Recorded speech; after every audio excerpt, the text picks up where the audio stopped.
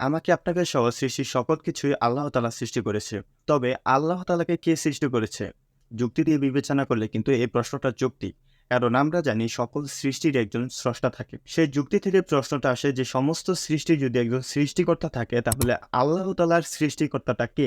সৃষ্টির শুরু থেকে সৃষ্টির শেষ পর্যন্ত সবকিছু, অর্থাৎ কে কি করবে, কি না করবে, কতদিন বাঁচবে, এক কথায় একটা মানুষের জীবনের শুরু থেকে জীবনের শেষ পর্যন্ত কে কি করবে সমস্ত কিছুই আল্লাহ তাআলা সৃষ্টির ৫০,০০০ বছর পূর্বেই লিখে রেখেছেন। তো এখন যদি আমি কোনো অন্যায় করি বা ধরুন আমি একটা কিছু চুরি করলাম বা কাউকে খুন করলাম, তো এটার পাপ বা অন্যায় কেন আমার হবে? এটা তো সৃষ্টির ৫০,০০০ বছর পূর্বে লেখা ছিল। আমার বয়স যখন ২০ হবে তখন আমি এই জিনিসটা চুরি করব বা এই মানুষটাকে খুন করব। তো এটা যদি আগে থেকে লেখা থাকে আর আমি এখন সেটা করি, তবে এটার পাপ বা অন্যায় কেন আমার হবে? লজিক্যালি হিসাব করলে তো এটা তার হওয়ার কথা যিনি এটা আগে থেকে লিখে রেখেছেন।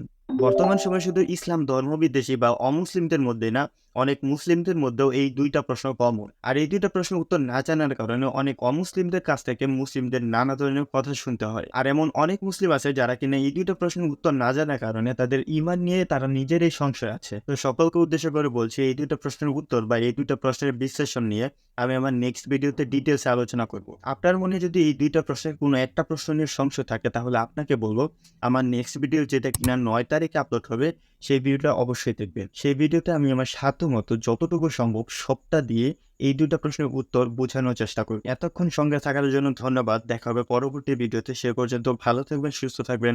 আসসালামু আলাইকুম।